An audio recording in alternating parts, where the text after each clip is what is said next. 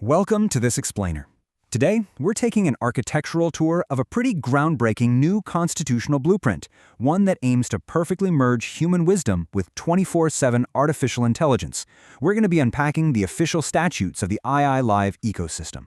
To make sense of all this, we'll walk through its 5 foundational pillars: the human library, the institutional digital library, artificial intelligence tutors, ethics and human rights, and finally, a vision for humanity.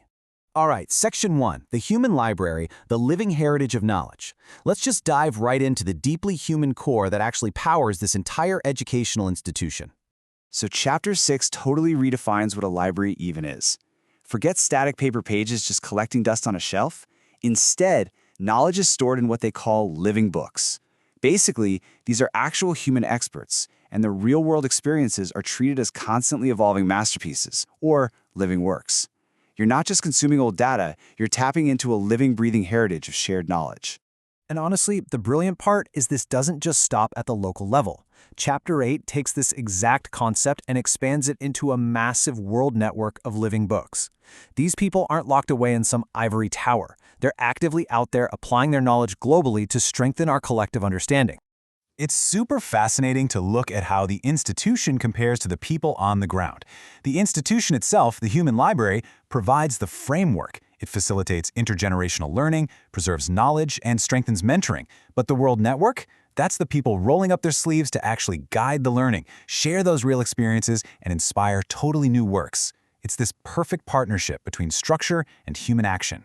Moving on to Section 2, the Institutional Digital Library, the official knowledge repository.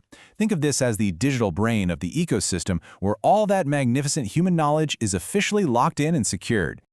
Looking at Chapter 7, we see this isn't just your standard database or a random cloud drive. It's the permanent, official repository for absolutely all the IA Live knowledge. It is the vital anchor for everything those living books produce. And it relies on 5 core functions to keep things running flawlessly. It registers all living works, conserves official documents, and, this is crucial, maintains version histories. On top of that, it integrates AI for learning and consultation, all while guaranteeing total digital preservation. What that actually means is every evolving version of a living work is tracked, protected, and super easy to search using integrated AI. Now, imagine having access to literally all of this preserved human genius. It's incredible, but, well, it immediately begs the question, right? How on earth does an individual student navigate all of that without getting completely lost in the weeds? That brings us right to Chapter 9 and Section 3, Artificial Intelligence Tutors, the global 24/7 AI Tutors Network. The statutes define this network as a permanent system of personalized accompaniment for learning, research, innovation, and developing those living works we talked about. This is a massive paradigm shift. It sets AI up not as some cheap replacement for human mentors, but as a customized companion that's in your corner around the clock. These tutors handle some seriously advanced stuff. They adapt the learning to you personally, foster critical thinking, facilitate deep research, promote lifelong learning, and help develop living works. They'll even teach you prompt engineering. The whole point here isn't for the AI to do the work for you, it's to act as a catalyst so humans can build better things.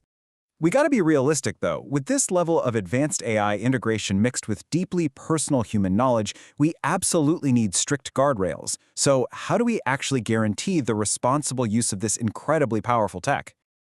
That takes us to Section 4, Ethics and Human Rights.